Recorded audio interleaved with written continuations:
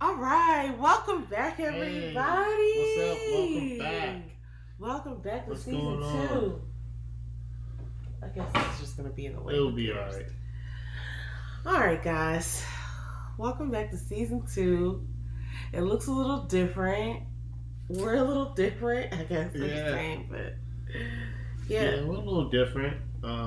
Different environment. New environment. Yeah. Man, it really changes things, but it's good. It's all in a good way. Yeah. So excited. So feeling so blessed. For real. Pretty cool. Yeah. So, okay, now. Live TV. James, how was your week? How are your weeks? So we've taken a bit of a break because we had to move some things around. It was great. We didn't have to, but we did. Mm-hmm. And so it's been maybe a month. Yeah, probably about a month. Maybe even it's been probably about a month. Anyway, how have your weeks been? How have your 4 or 5 or so weeks been? Oh man, this is gonna take 2 hours. Oh gosh. So no, my weeks have been up and down, right? So we moved, guys, right? So we came back to a familiar area. Telling everybody all my business. Tell everybody all my business. Yeah, just a familiar area that we're both familiar with. Mm-hmm. You know, and we're familiar with DC too, but oh well, there it is. There it is. Everybody, here's our address. You ready? Write this down. So, it was interesting because during the move, it was really uncomfortable. It was. Yeah, it was. It was truly uncomfortable. It was uncomfortable. You know, sometimes, guys, when you get comfortable, and I know I talk about uncomfortability, but I've been really uncomfortable this past couple weeks. So moving I don't know anybody. I mean, people are happy to move. We were happy, but it's still a process. Yeah. And it's still an uncomfortable process. Oh my gosh. But it's kind and it's fair, but it's uncomfortable, right? So that makes sense. Which we should all live our lives by the way. Be kind, be fair, but strive for comfortability. So me, right? We get into this space and we like it, and then we start purging of who you are when you're trying to become somebody else is a different feat in the tone. Not only is it a physical toll, but it's a mental toll. Yeah. So, because when you're purging and throwing away stuff, you're looking at your past, and be honest, man, people love to relive the past, so we stay in the past too long because it's comfortable, right? And so that's what that kind of was. And then, you know, once you're purging, then you're throwing away stuff that you adore sometimes, that you enjoy, and you're moving into a place of uncomfortability. Like, things change. Yeah. You know, whether it's the neighborhood, whether it's the commute, whether it's waking up, you know, whether it's where the bathroom is located. So, you know, we had to deal with all of that.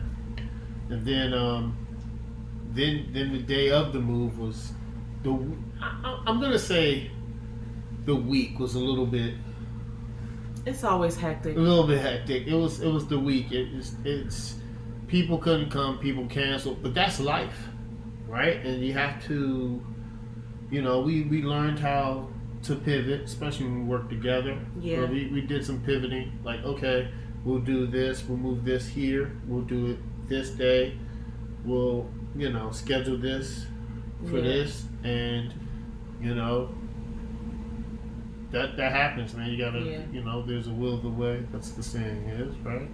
So, and then we finally moved, it was nice, and then we were uncomfortable again because we had to pivot, and then once again, God blesses always, and then we finally, unpacked, and the way we packed, that's my wife. She's a master organizer and planner, so I'm more so of a doer. You're a doer. Yeah, I'm the guy that says, knock down the wall, and I'll figure out a way how to get it down. So, so after that, we unpack, and then we start like getting our space together, and we're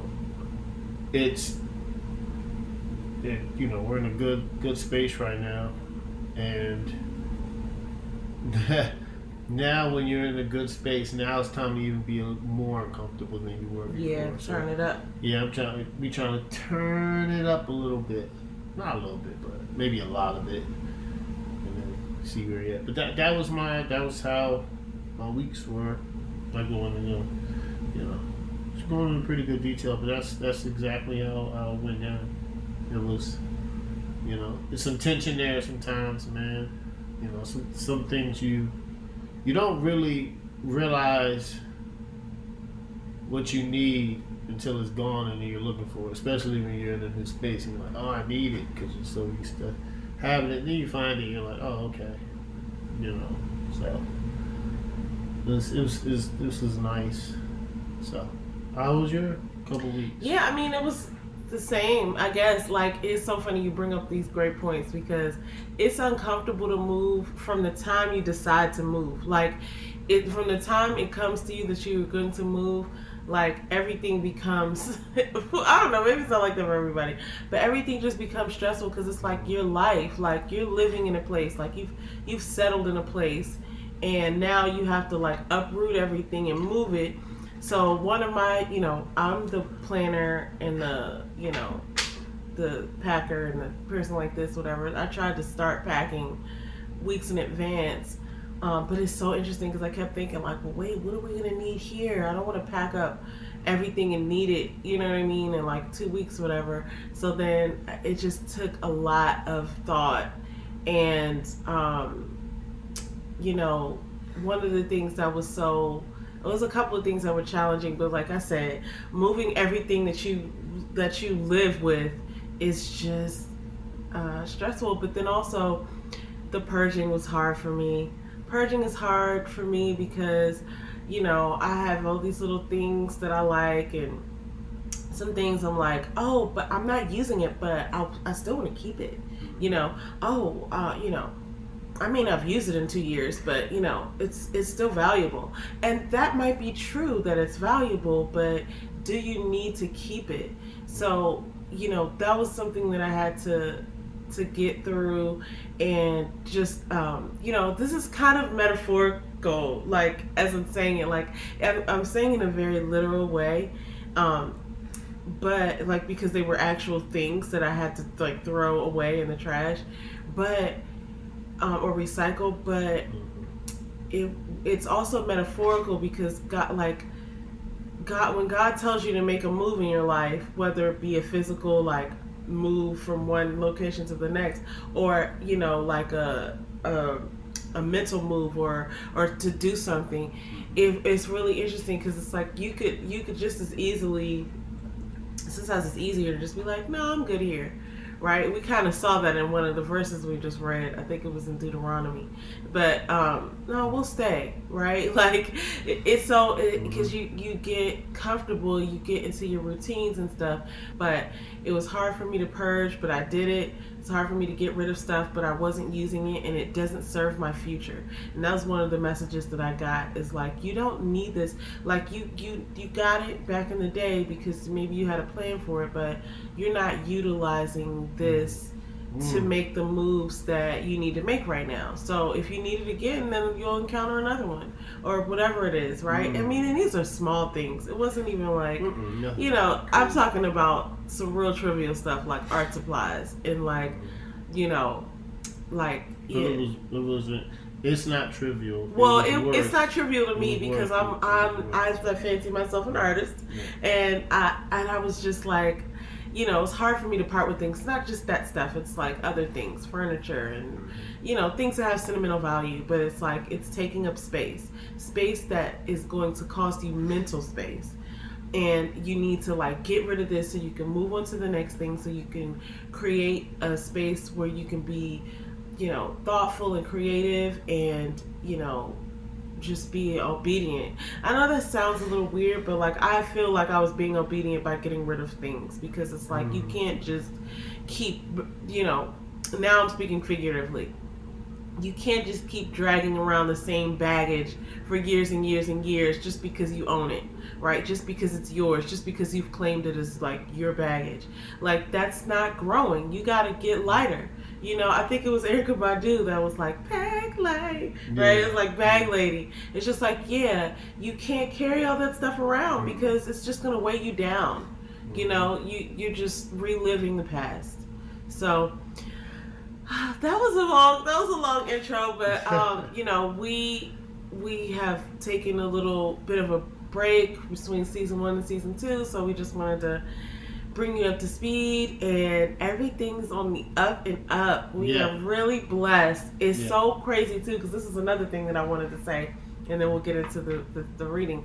But sometimes when God blesses you for what you've been praying for, it can seem like surreal. Like, is this really happening? Like, did somebody make a mistake? Like, are you sure? Like, you know what I mean? Like, this is what I asked for. This is better than what I asked for, but like I just wasn't expecting it. And then that's another way that you can be holding on to baggage. It's just like you're not used to something, or you don't think that you deserve it or something like that. When in reality, well, sure, maybe you don't deserve it, but you asked for it. Ask you shall receive. You know what I mean? What does it say? Ask you shall receive. I know it's knock and the door will be open, but I think I missed another part. Ask you shall receive. It is 3. It's 3 of them, guys. I'm rusty, but you know the deal. It'll come back to me later. But yeah, so now we're just excited. We're settling into our new space. We've done our readings. We've been praying and thinking and being grateful and making plans for the future. And yeah, so this is where we've been.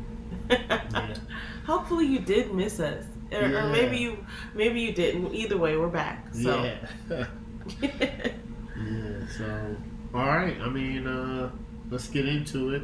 So we left off at the end of Deuteronomy, and where we left off, it was about the blessings and the curse.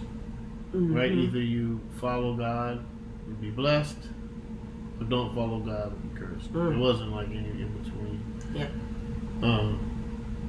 So that's where we left off at.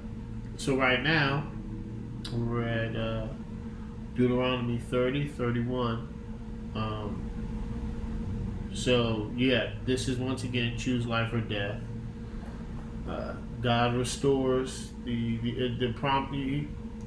When he said he's going to take everybody to the promised land, they're finally at the promised land.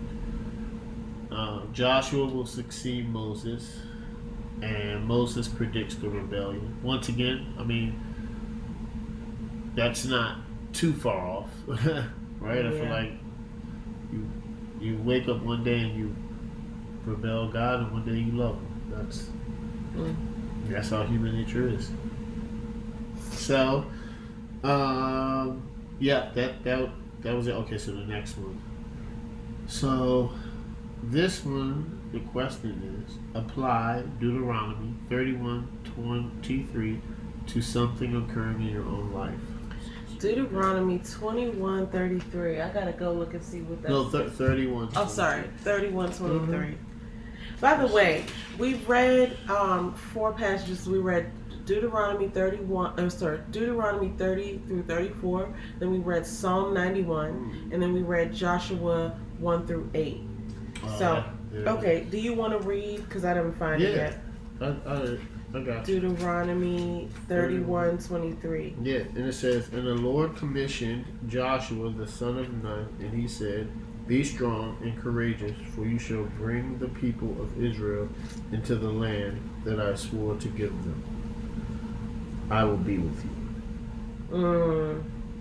Something occurring in your own life. I remember that from when I do my memory verses. I've written that out before. Let me just take a look at it. Deuteronomy 31:23. That's very interesting.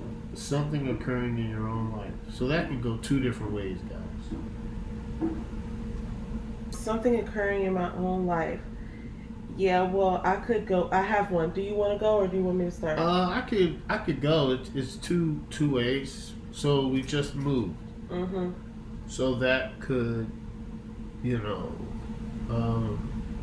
be strong, courageous. You shall bring the people. So now it's saying bring people, and I can venture out and say it's all of us, right? Because we're a family and a community. So y'all are coming with us on this journey of reading the Bible. So I think that's what I think this is. Of we should be strong, courageous by saying how we feel and how the Bible applies to our life through this podcast, and God will be with us.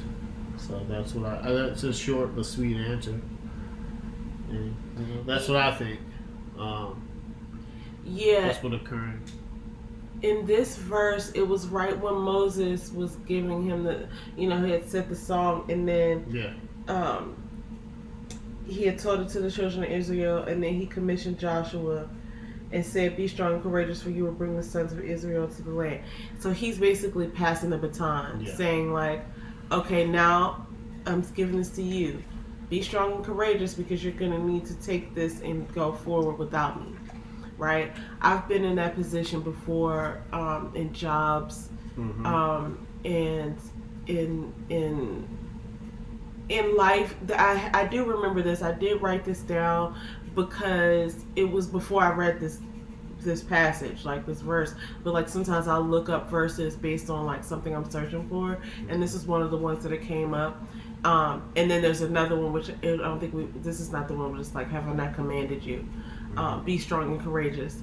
That has come up a couple times, because it's like God is saying like, okay, you need to be strong and courageous, because whatever is going to happen might scare you, but understand that I'm with you. I'm sending you here. So just go. Like, has your mother ever sent you to the store when you were a kid? Yeah. Like, go down there. Don't stop at the corner. Go right to the store, get my flour and my sugar, and bring yourself right on back. You know what I mean? Do not pass go. Do not collect $200. Everything. Like, go and do this and come back. And so sometimes you have these times in life where you might be scared or caught up. Like, I don't know if, I don't know if I could do it. So it's like a reminder beforehand, like, you're on a mission. Here's the baton, like, here's the money, or here's the thing. I need you to go and complete this mission and do as I said, right? Yeah. So that kind of reminds me of that. Be strong and courageous. Like it's like a call to action. Like, listen, you're here to do a thing. Yeah. Don't get it twisted. Keep going. Yeah. Yeah. Because it's not going to be easy. And what we've learned is when God asks you to do something, He's very direct and specific. Doesn't mince His words or His commands. Yeah. And it's going to be strong and courageous. Has to be. You have to have those two attributes, because it's gonna be the very opposite of that. It's going to get very difficult. It's going to get very uncomfortable, and you have to, God is going to work, but you have to be strong and have faith in Him. Yeah. As we see in these verses, and also just like, that's been my experience in life too. It's like, you can't always see the other side. You just have to do whatever it is that God told you to do, and only really you know, right? Only really you know within yourself, like what God has told you to do. Yeah. And so that in itself can be scary because it's like you're trying to figure out, did I hear this? Is this from God? Or is this just me? Or is this something else that's coming up in my mind? Like, am I really supposed to do this? And normally you'll know because it's the right thing to do, and it's gonna stretch you beyond your comfort zone. Yeah. Right? It's like that's how you know. That's it's like, okay, this is the right thing to do, and it's uncomfortable to do it, but I know I have to just go ahead and go through with it. Be strong and courageous. Be strong, because it's about to get real. Okay. All right. So Deuteronomy 32 to 34. It is the Song of Moses, and Moses sings a song. I think it's Psalm 91, which is the actual song. And then Moses dies on Mount Nebo.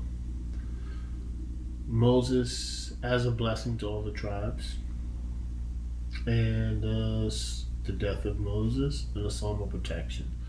So this is where Moses is. He knows it, like he knows. So they're right outside the promised land, and he knows that he can't go, but he's okay with it. And he knows it's his time. God has already discussed it with him, so he says what he has to say. He blesses the tribes, but he also says, y'all gonna rebel again. Yeah. I'm gonna warn you. And he goes up to the mountain and, passes away or passes on. So that, what a great prophet, great man, legendary. So here's the question. How do the blessings of the tribes make you think about how God has blessed or will bless your family? Okay, so this is specifically talking about like in 33, Deuteronomy 33, Moses went and talked over all the tribes and said, like, this is your blessing. So he told something different to all of them. And Joseph, he said, blessed by the Lord be his land with precious things having him to do. So he just kind of gave different sort of blessings over everybody. How does it make me think about how God has blessed or will bless my family? I think that, first of all, God keeps his promises no matter how long you think it takes, right? Or how long it feels to you. And then I think that he just gives all of us a different gift.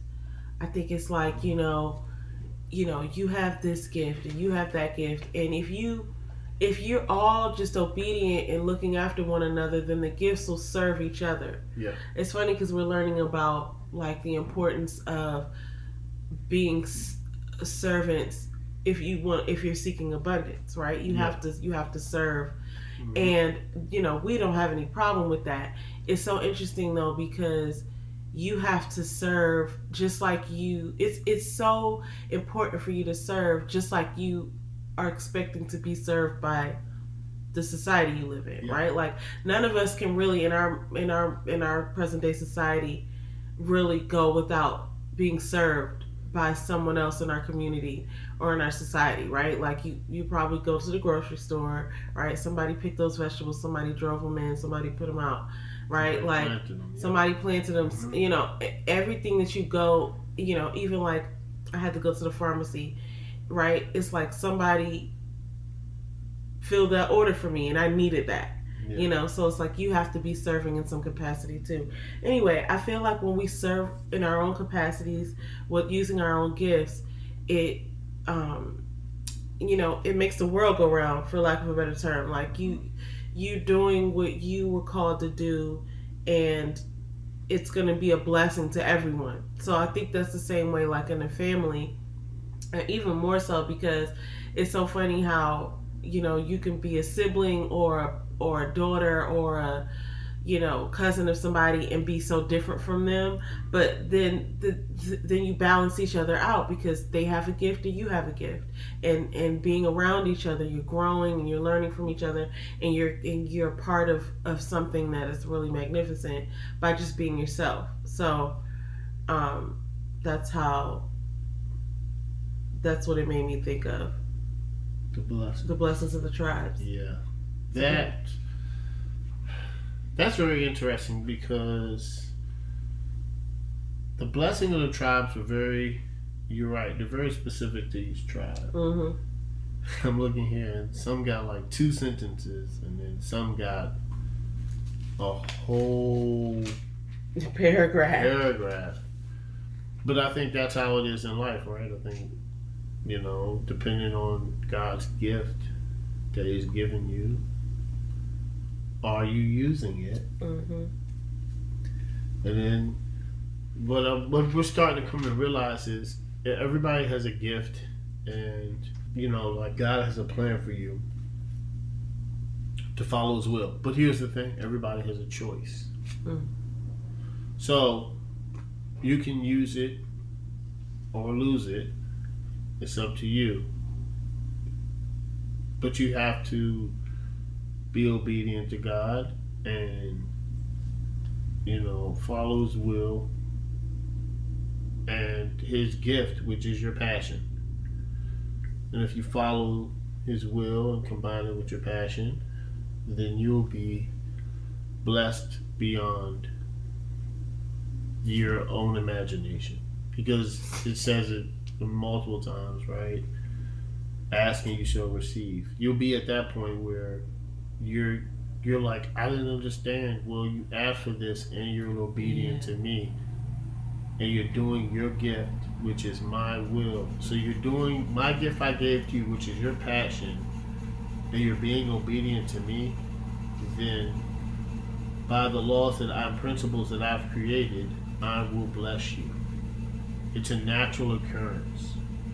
If you serve, you will get back. Right? That's reap what you sow.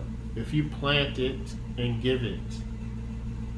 Right? If I plant corn and the corn grows and my gift is I can make amazing popcorn, or I'm a chef and I can deal with corn, and next thing you know, my corn is in all the grocery stores, but I am kind and fair and living by God's will and principles and being obedient to Him. I'm blessed. I'm on commercials, I'm this, and they're like, he has a cornfield. How? It's like, well, I'm following God's principles. I'm obedient to Him. That's the whole thing about blessings. And Moses said it's either you're going to be, it's a gift or it's a curse. Yeah. And the curse is, if God gives you a gift and you don't use it, which means you don't know what your passion is, or you do, and you do use it. But if you don't use it, you could lose it. Because and like you gotta, everything is based on principles of the Bible, right? So, you gotta, use God's gift. And you can't complain, because as you see, every time that you complain, and it's another example of, rebelling against God or complaining or not listening to God, and you find yourself, I don't want to quote that, but you find yourself in a bad situation. I don't even know what you were going to say, but it was so funny to me. Yeah. Well, listen. But you find, what I'm saying? Like, you find yourself and you're like, how did I get here? And it's like, well. Slippery slope, buddy. Yeah. Well, okay, 2 things. Number one is, I remember the verse. Ask and you shall receive. Yeah. Seek and you shall find. Yes. Knock and the door shall be open unto you. So, break it down. It can. No, we didn't just read that in this, but it's something that we, all of us have heard before, I'm sure. Yeah. But it's so funny because, like, God puts the desires of your heart in your heart. So it's likely that the gift that he wants you to use is a part of that desire that you have. Yeah. Right? So, but the scary thing can be like, the need for validation externally and things like that. Yeah. It's just like, oh, well, one of the things, this is so beyond, but it kind of, it kind of is relevant. One of the things that I'm kind of getting over is like the fear of looking stupid. Yeah. Like, so what? Yeah. I'll look stupid. I've looked stupid before. Yeah. I'm okay. That's big, man. I'm okay. I mean, the fear of looking stupid. Like, how stupid is that? It's just stupid to even think that, because it's like, you know what? Doing this, whatever it is that I feel God is, that I know that God has called me to do, right, there is the risk that I'll look stupid, but who cares?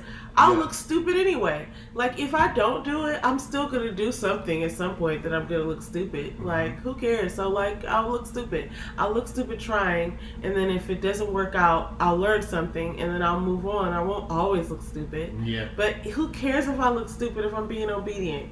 Like, I'll look stupid. Thank you. Because it's... I don't mind looking stupid anymore. Yeah. But I used to. Like, I literally have gotten over that. That is a tough... I mean, I won't say I gotten over it. I still don't want to look stupid, but I'm not fearful of it anymore. Yes. That's what I'm trying to say. Because that can... So... It can trick you out of using your gift. It can really trick you out of using your gift. And like, who wants to hear about this? Or, I don't want anybody and God's gift, like... God, listen... I gotta hone in on this point. When you start following your God's gift, your passion, the gift He gives you is your passion, right? Because it's what you love and desire. You just have to be obedient. It's going to get very uncomfortable. Mm-hmm. So what Faith just said, she was like, the fear of looking stupid. That's going to happen, but it's hard to get over that. Or the validation for others. Like, I want to look a certain way or be a certain way, and I want everybody to like me. I want everybody to agree with me, and I want everybody to cheer me on. Listen, that's not what's going to happen. I mean, you don't know that. You can't. Well, I can't say can't that. Okay. Speak that. But everybody has haters. That's all. Yeah, I'm for saying. sure. So you gotta understand that's life. It's two sides. So people are gonna love you, people are gonna hate you all the time. Even God. God's never gonna hate you, but you can't. No, but can't let that stop you, right? But some the need for validation. That's what I'm saying. It's all good, but some people do. Some people don't do it because, or some people, a lot of people, it's the fear. Like, I think I'm gonna look stupid. Everybody looks stupid. Yeah, you're gonna look stupid anyway. Here's the thing. You look stupid when you first drove a car. And you keep driving. Yeah. You keep riding a bike. Yeah. I mean, I'm a big sports guy. Do you see Tom Brady's picture at the Combine? He looks stupid. Does he now? No. Keep working on it, right? But this is the whole thing about being obedient to God. You're gonna look stupid, but you gotta trust Him. And if you trust God and be obedient, you'll overcome it. But it's not easy. And then there's the uncomfortability. Yeah. That's when you get to that uncomfortability, and that's when you have to trust. Because you don't have control, guys. Real talk. Control is made up. Yeah, control is you have control over a limited number of things, but you don't have control over the bigger picture. Yeah. Really, that's God. So you can just do whatever is in your control, focus on that. And which is it's not. I mean, it's not easy. It's not easy, and So and we could go all the way up with that. We could go all day with that. Anyway, like we could break down the verse. Not like seek and you shall find.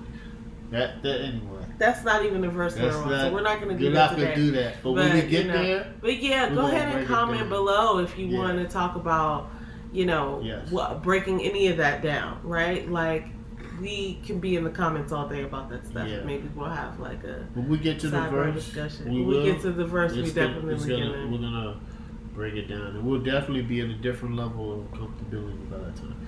All right, so Joshua 1-4. Joshua is now leading Israel. Yeah, this is our next book. Yes. I forget how many books we've read so far in the Bible. Let's see. I want to say 5. Maybe this is our 5th one. I have it in our. This is the 6th one. Okay, guys, we're getting along here. Genesis, I Exodus, feel like Leviticus, Numbers, Deuteronomy. Yep. So at the end of this, we'll be like a 10th of the way. 10th. Right through the Bible, almost. Like, that's really interesting. Yeah. We're getting this done, guys. It is really fun. It's not even like about getting it done. This is the first time we're reading the Bible all the way through, but this is real good. We're getting there. We're making progress. So anyway, I'm learning a ton. Me too. Especially about myself, about you, about God. And as we were, like we said, as we were moving, we had to skip a couple of our, quite a few of our reading sessions. We had to stop and start back up once we got everything unpacked. And I really felt that. Like, I needed that. Luckily, we had some recollection of, of what some of the stuff we read, and obviously we just pray a lot. Yeah. But it was tough when we finally started reading again after we'd unpacked everything. I just felt the sense of like relief. Like, yes, this is what I need to be doing. So I just gotta say that because it's real. Like, reading the Bible is so therapeutic. So anyway, and we missed you guys. Like, this is I want to call it a therapy session, but it's a good thing to talk about. Our weekly mishaps and what we learned and how how it relates to what we read in the Bible. Yeah, it's nothing like it. Yeah, facts. All right, so Joshua 1-4. Joshua was installed as the leader after Moses' death. I don't think that's supposed to be a typo, wasn't it? Rahab? Yeah, it's Rahab. Rahab. They have Rahab in here. Yeah. Rahab and the spies in Jericho, and the miracle at the crossing of Jordan. So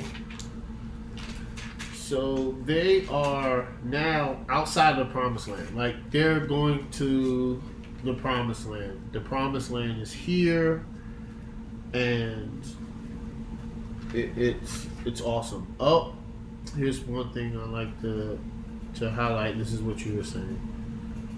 Joshua 1, it's 7 and 9. So 7, it says, only be strong and very courageous, being careful to do according to the law that Moses my servant commanded you. Do not turn from it to the right hand or to the left, that you may have good success wherever you go.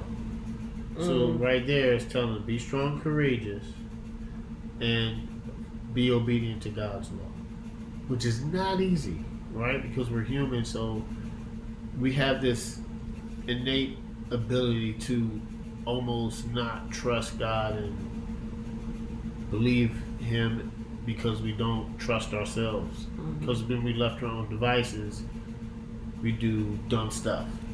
Indeed. And so it's you have to constantly go back, and that's what prayer is about. That's why, especially if you go to church, reading the Bible outside of church, listening to us, finding your own way to do it. Maybe you listen to it, when you're at work, or just try, get into it, because it's things in the Bible that that uplift you, because and give you strength, and that will protect you. Yeah. Right, because that verse that you just read, which was Joshua 1:7. Yeah. When it says, "Do not turn from it to the right or to the left, so you may prosper and be successful wherever you go," the alternative is horrible, right? So sometimes we all struggle with this, right? Like, oh, do I listen to do I do what I'm supposed to do, or do I do what I want to do? Yeah. Right. And it seems really tempting. It is tempting, but like, I just try to remember. And not that I do everything right, but like, I just try to remember that there's consequences to doing the alternate way of God's instruction, right? Like it might seem like, oh, I'm gonna do this, and it's gonna, I'm gonna get what I want, right? But it's like if God told you to do something and you go against it, like you're gonna suffer some consequences. Yeah. So, I try to remember that, even though it's hard. It's hard, man. I mean, y'all think I'm perfect. I struggle, but if I read the Bible every day and just try to apply it and get better every day, that's all you can ask. So what else? Oh yeah, so they're right outside, and they send the Rahab spies. So remember, Joshua was a spy that Moses sent out, and so he was like, okay, we're gonna send spies because it works. And so they met Rahab, and she was a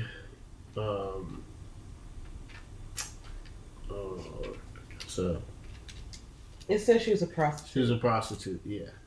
So they get to her house, and she believes in God, right? Which she's from the land of Canaan, and she's not, an Israelite. So she's like, I believe you, God, and you're here to spy to take the land.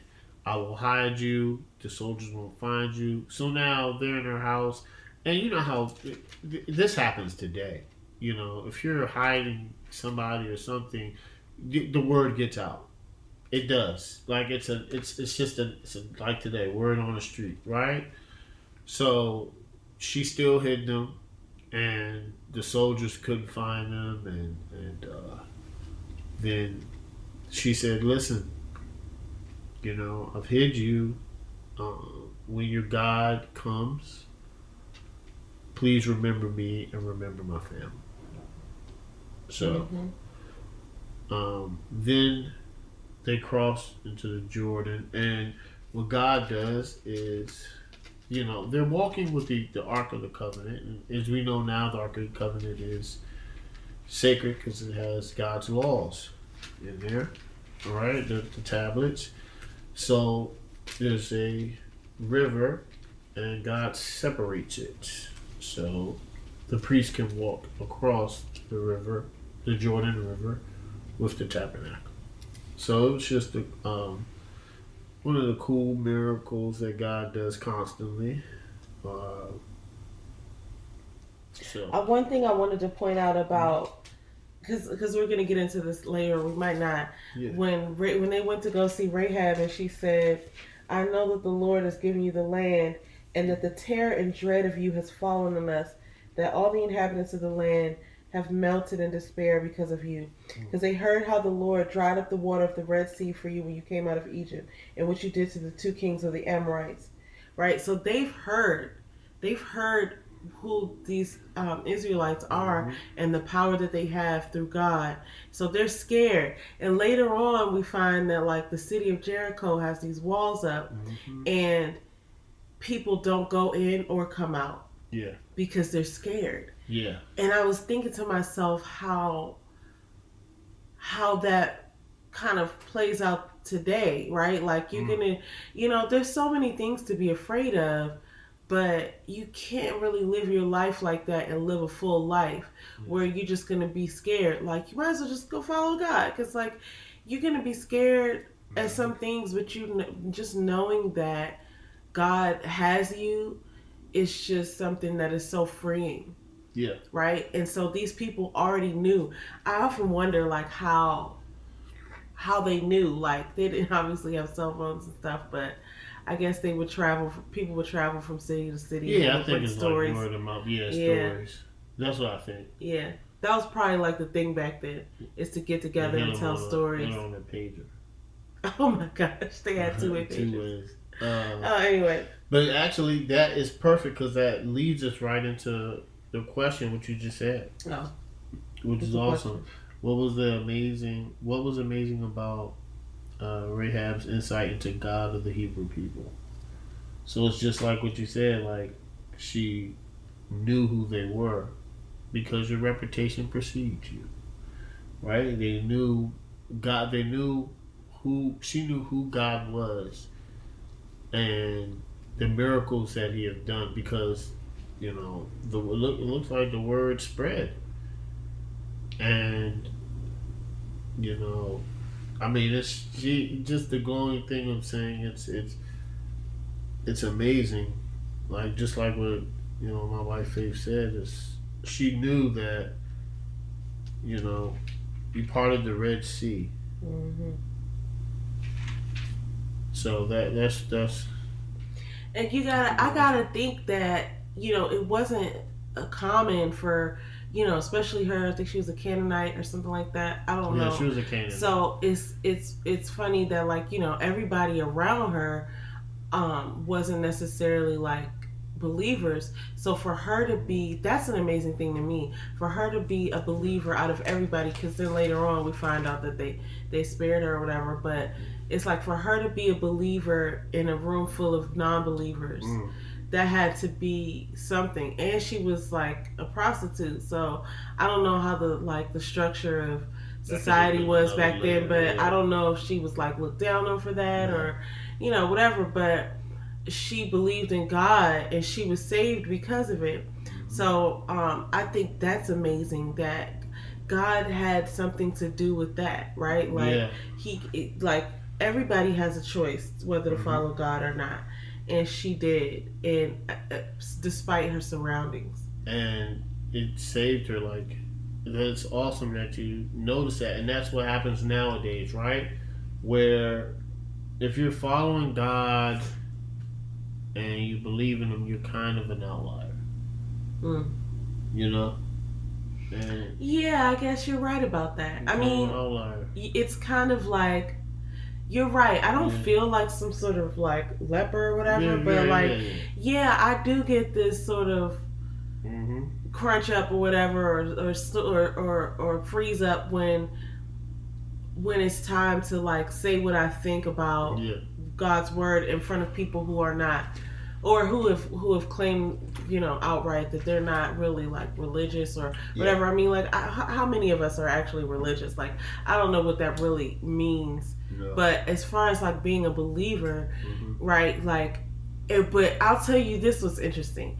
It does have this sort of like taste or cringe with it, where it's like, oh, you're a believer, and when you're around non-believers or people who have said like they're not religious or they're not necessarily believers, you kind of get this feeling like, oh well, they don't want to hear what I have to say. Yeah. Right. And it's not even like a judgment, but it's just sometimes like it's just a word. It's just like a blessing. Like a lot of times I'll not care and I'll just say like, I'm praying for you, or I won't say stuff like that, but it'll just be like, well, God says this, or this and this and that, right? Like what I know about the Bible, and I'll just say it, right, even to people. And I've noticed that like people who have even told me that like, oh, I don't go to church, or I'm not a believer, or I don't believe in God or whatever, they've actually said to me like, well, praise God or whatever. And sometimes it's like, maybe they're being funny, but sometimes I know for sure that they're serious, that they're like, that's true, praise God, or oh God is so good, or whatever, like, and they're saying it to me because they know that like, oh, Faith's a believer, like we know that. Right, and they're not saying it in a way where it's like trying to be making fun of me, but it's like they see it and they understand it. So I mean, as much as it sounds, I hope that didn't sound all choppy or whatever. Like it felt like, but sometimes you feel like that in a room full of not necessarily non-believers, but people who aren't really like into the word, like it's no judgment or anything. It's just like, but sometimes they're looking to you to be their rock or something, or to show them something that they are not familiar with. Yeah.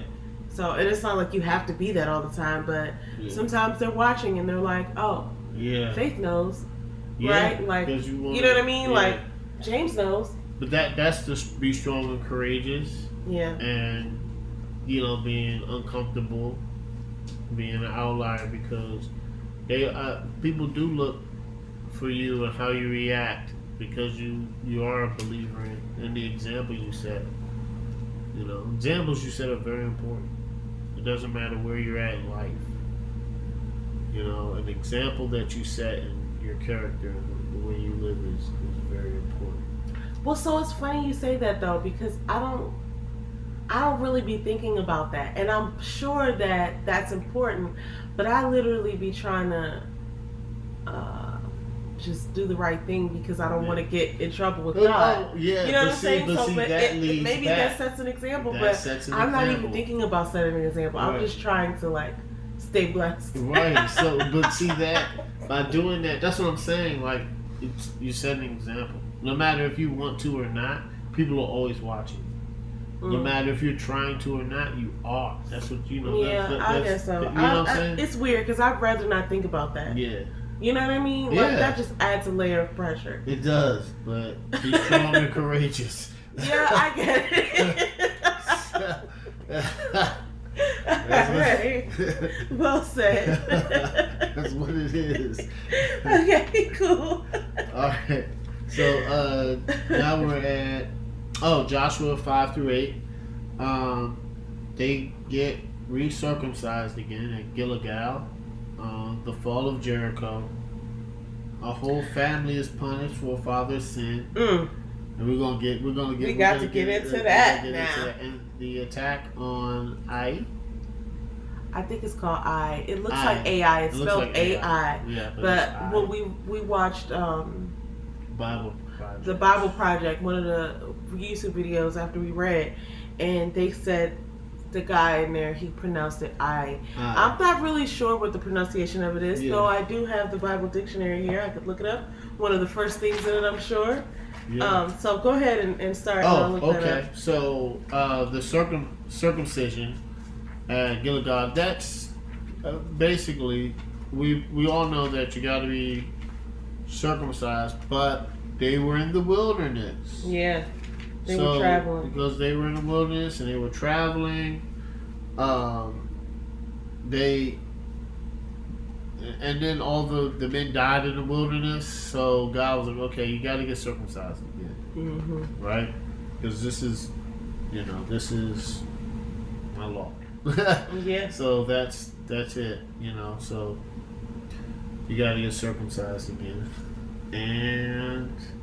Yeah, it says I. So like I was not sure because it said I. It with the long thing over it is that, yeah. But then it has a little mark and then it says right here with the I. So I. AI says I. I. Okay. So place name meaning the ruin in Hebrew. Yeah. The biblical city of Ai may be a tale of two cities rather than one. Okay, then we're not gonna read the whole thing, but yeah. Cool. Okay. So that's what they do, and then the fall of Jericho. Also, this is something interesting too. So Joshua was in Jericho, and he looked up and saw a soldier. Oh yeah. Well, a man standing before him with his sword drawn, and Joshua went to him and said, "Are you for us or for our adversaries?" And he said, "Neither." He said, "But I am the commander of the army of the Lord, and now I have come." And then Joshua fell on his face and worshipped, and said to him, "What does my Lord say to his servant?" And the commander of the Lord's army said to Joshua, "Take off your sandals from your feet, for the place where you're standing is holy." So that was an angel, and I think you pointed out earlier where you were like, no, it was the Bible Project. He said neither. So he's not. Because Joshua's question was very specific. Yeah. It was like, are you for us or are you for them? Like, are you coming for us, like to help us, or are you helping our enemies, right? Okay, you want me to finish? Yeah. So basically, I thought that was funny the way it was broken down because it's like, and then he said neither. I'm for God, right? And so what's interesting is like we kind of get the foresight here that the Israelites are going to mess up again as they have been doing. So to make the distinction, we're so arrogant as human beings to be like, wait, are you for us or are you for them, as if that's the only two options, right? And we know that the Israelites on a regular basis mess things up, and they're about something that's not about God, right? Like they're either being disobedient or they're complaining. They might be for themselves, they're for their flesh, right? And they're not necessarily. If you're for God, God's about you. Yeah. So if you just seek God and just be obedient, then He's going to bless you, right? But when Joshua said, "Are you for us or for them?" and he said, "Neither, I'm for God," it just made me think like, wow, like who are you for? Like are you for yourself or are you for God? So that was like a real good question to me, because it gives some context to like what, not even what's about to happen, but the thinking behind. It's because he could have said, "Yeah, I'm for you because I'm going to help God. I'm going to help you do what God says." But it's like, you guys aren't for God. You guys aren't for yourselves. So how could I say I'm for you? Right? I'm not for you. I'm for God. Right? And like, you get yourself together and you be for God. That's not what he said. But the angel of the Lord was. I thought that was interesting, the way that panned out. There's something else in 7 that I wanted to talk about too, but we'll get there, I guess. So the circumcision at Gilgal, follow Jericho. When so God was very specific, right? Once again, He's like, I need you to so they on the first day, the 7 priests, and then they bear 7 trumpets, and then they blow the trumpets, and then they follow around with the Ark of the Covenant, walking around the walls of Jericho. And then on the 7th day, they walked around, and everybody, all the Israelites screamed. The walls go boom, fall down. Now, very important thing. The Lord says, burn everything. Yeah.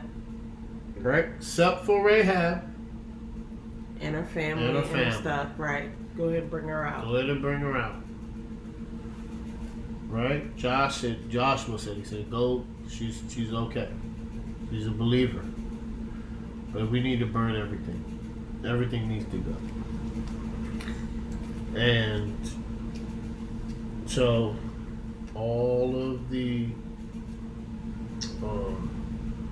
Joshua puts a curse on it. All is good. They take the city of Jericho like God promised.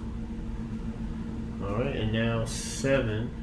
Go ahead, what were you about to say 7? Well, I think the question has to do with 6, and then we'll get into 7 after that, because 6 is about how Jericho's walls were tightly closed because of the people's fear, right? And so once they did the ritual I call it a ritual, but like once they followed God's command of like circling the city 7 times, then sounding the horns, and then shouting all together, right? Then the walls fell down. Yeah.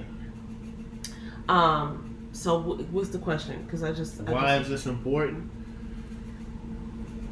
To conquer Jericho, Israel had to do some things that must have looked ridiculous to the people watching.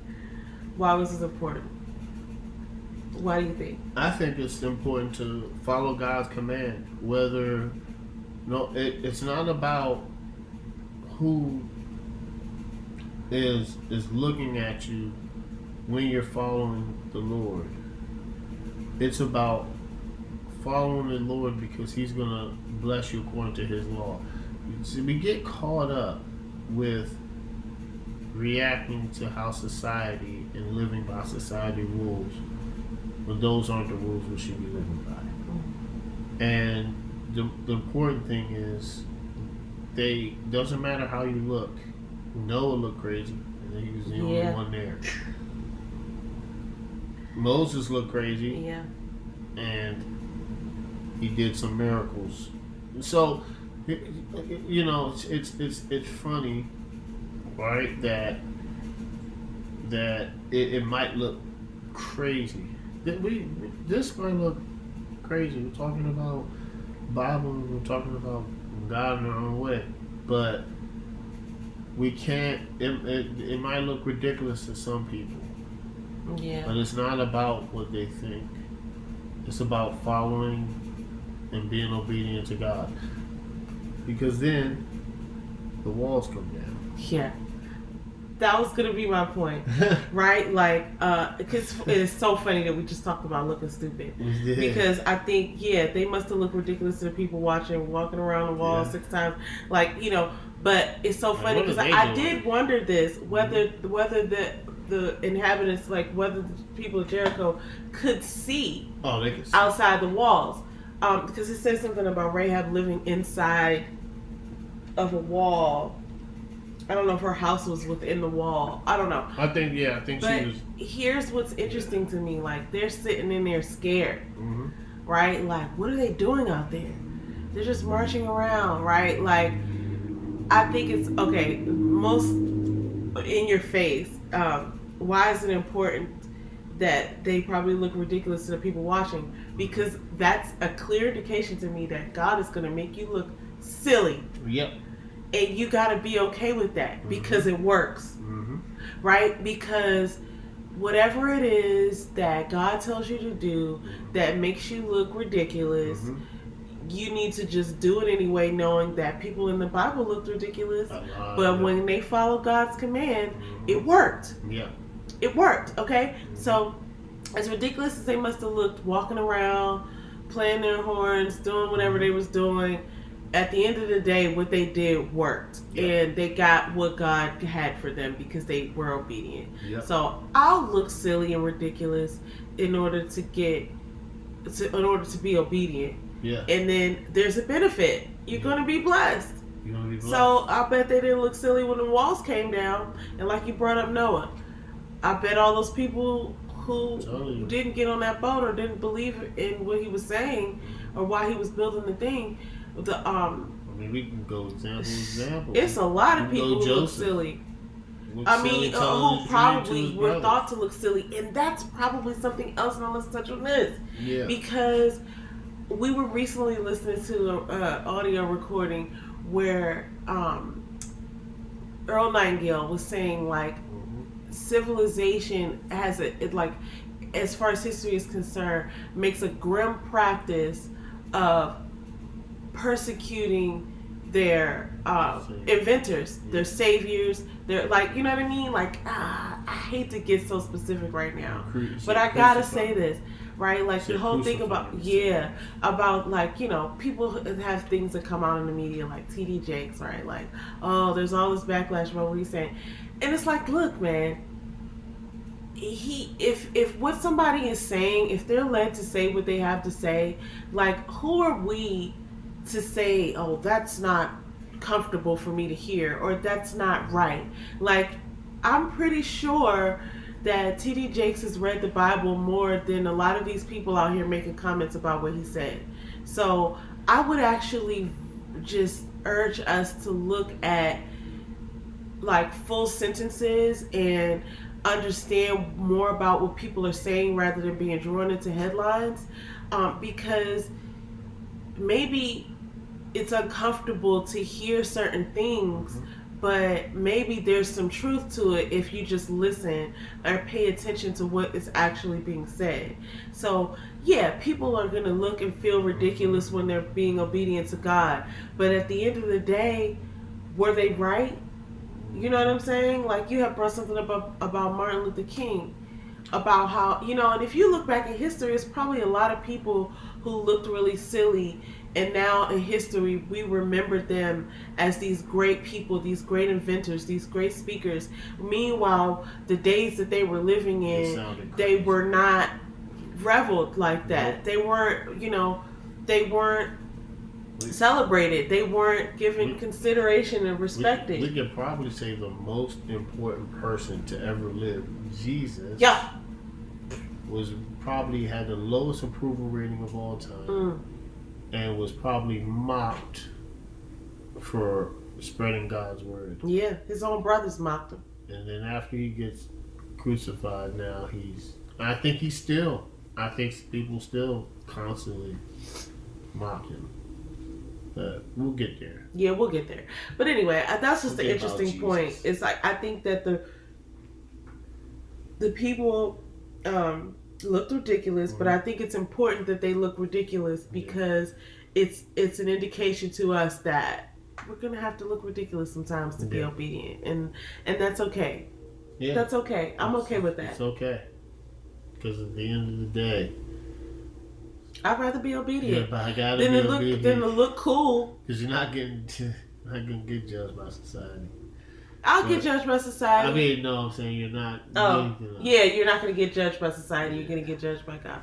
Yeah, absolutely. So anyway, okay, so that's the end of that. But let me go into the 7th part. Okay, because we read, we ended at, we read through 8. Joshua 7, or Joshua 8. That's what we read through. But in Joshua 7, Achan, I think his name was Achan, stole some stuff. So once to conquer Jericho, they were told to burn everything down and to take certain things and keep them for God, like with the tabernacle. I think it was like silver and gold and stuff like that. Yeah. Silver, gold, and bronze. Yeah, and iron. I think. So Achan took some stuff that he shouldn't have took and he hid it, and then that ended up costing him severely. Like they ended up killing him and his family. But anyway, that's neither here nor there. I thought something that was interesting. Was like, then they went on to take out the next city, which was Ai. And when the men went up and spied out Ai, they the people came back and was like, don't make all the people go, just take about 2,000 or 3,000 men and go up attack them, right? And I thought to myself, like, that's not God's word. That was some man's advice. Like whoever the spies were came back and was like, we don't need all our folks, let's just send up a few thousand and they'll be fine. And that didn't work. And I don't know if it was because I don't think it was because it was man's advice. I think it just kind of happened that way. It was an interesting point because it wasn't God's command. And sometimes we get caught up in like, oh yeah, just do that. That's fine. And it's like, I want to make a point of like seeking God, especially before a battle, right? Like, let's see what God says. But the interesting thing about I was how that ended up where they were run out of there. And it was because Achan, however you say his name, had stole that stuff. So God came back and said, like, look, this is why you didn't win up there. And until this guy comes out and stops lying about what he stole, you're not going to be victorious. Yeah, so once that happened to Achan, he listened, consequences and repercussions. And we all know God is straightforward. So then they get to Ai, and this happens, and Achan, they find out Achan, and that's getting taken care of. Then he said, okay, look, God said, listen, I got you. All right, took care of what I told you to do. Watch this. So the strategy was the city of Ai knows the Israelites are coming because they came and they defeated them. So he was like, Josh, you will go confront them and bring them out. So what Joshua did is Joshua had 30,000 men on the backside of Ai. Joshua and a couple thousand men bring them out. And they're like, we've defeated them before. We could definitely defeat them now. Something to that, guys. You gotta be careful the second time around, right? And so Joshua brings them out. And everybody from Ai goes out to the city because they know that they can beat Joshua and the Israelites again. They know it. And Joshua looks defeated. And they leave one person. And the other 30,000 Israelites come and take over the city. By the time Ai realizes it and look back, they're surrounded by Israelites. Their city is gone. Burning. Can you imagine? You just look back and like, oh, this city's on fire. That's crazy. And there's nowhere to go. There's nowhere to go because up front, now Joshua's not beaten. And then they're looking at the back like, oh, there's more of them. There's more. I thought that was so Great interesting strategy, that they yeah. had that strategy, because I feel like God put that into place and made a way out of no way. Like, I feel like if they hadn't defeated them before, then the people of Ai may not have acted like that. Like, it seemed like they saw the Israelites coming, and they were like, "Oh, come on, let's go!" And then everybody leaves out of the city. Like, not one person is like, "I'm gonna stay back here in case somebody tries." Not one person. They just all were so confident to be like, "Oh, we got them." And it was only because God had let the Israelites get defeated before. So, like, God used that to the advantage of the Israelites, right? It seemed like it was bad that they got defeated, but then he used that to the advantage. So it's like, oh, now they're so sure that they're going to beat you guys. They're going to all come out. And now the other Israelites were able to go take the city, burn it down, right? So I just thought that was so, magnificent. And I got to get specific here just with my own situation. Yeah. Sometimes I wonder, like, when I get a direct, so I guess people call them downloads, but like, I get them out of sleep a lot of times. I know you've said you've gotten them out of the shower, right? Where it's just like you're getting information like, oh, I need to do this and this and that. That's why I take a long shower. So I'm downloaded from God. Yeah, I hear that. Yeah, he so told me to do it. Don't say that. Oh gosh, God told you to take long showers. That's fine. Well, listen, we got plenty of hot water, so do you. So I get them out of sleep a lot. So I'll wake up in the morning, and a lot of times I'll have to get out of bed just so I can write down some of the stuff that's in my mind. Like, oh, this is how to solve that problem, or I'm going to try this. So funnily enough, I a lot of times will question myself, especially after I've woken all the way up, or when it's time to go and do the thing that I wrote down. Like, oh, is this from God, or is just this something that's going to make me look stupid, right? And I'm starting to recognize that it is from God, because it's very specific and strategic. It's like something I could have never come up with on my own. And in fact, I didn't, because maybe if I wasn't asleep, I would have never, came up with it. Maybe all of the hours that I sit there during my waking hours trying to think of how to solve certain problems, and then as soon as I'm ready to wake up from sleep, I have like 50 answers that I can't even write them all down. Like, oh, do this and this and this and that. Yeah. It's just like, that's definitely God. So it's so funny to me that I feel like that's something that might happen to other people. Like, when God gives you a strategy like so specific, and it's like, you gotta try this, you gotta if you pray for it and you get an answer like that, and it's so specific, I feel like that's probably from God anyway. I don't know why I said that. I like that. But yeah, guys, so that's 8. We're so excited. We read and then so next week we're gonna read Joshua 9 through 4, right? 2, 3, 4. Joshua 9 through 21. Yeah. So if you want to read along with us, jump right in. We're at Joshua 9 through 21. Yep. We have like 20-something episodes. If you're just tuning in and finding us, please go back and follow us on all the platforms. All of them. We've just joined Fanbase. And we've joined, we've already been on most of the other platforms, TikTok, Instagram, Facebook, yada yada, right? We're thinking about signing up for Twitch. Maybe. We'll see. But I think it's pretty interesting. Yeah. But anyway, I have some shout outs in mind this week, but do you want to go ahead and start? Or do you want me to start? Shout outs? Shout outs or mentions? I could go if you don't have to. Yeah, because I'm going to say one of the boring ones. I was good. Okay, yeah, you can say those because, so definitely shout out to Miss Damita Jo. Definitely got to shout her out. Shout out to ReTV. They are Relationship Entertainment TV. They're doing some amazing things over there. If you have not heard about them, please go and check them out. Please go check out Miss Damita Jo.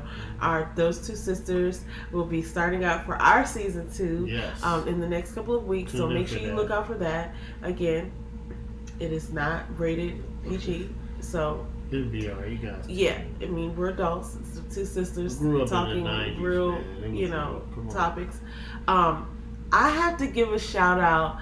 Actually, I have to give 2 posthumous shout outs. Like, I guess that's what you say, posthumous. Yeah. I have to give a shout out to 2 people who I've been enjoying and listening to the work of, and they have passed away. They have passed away, and I really enjoy and am learning a great deal from these two people.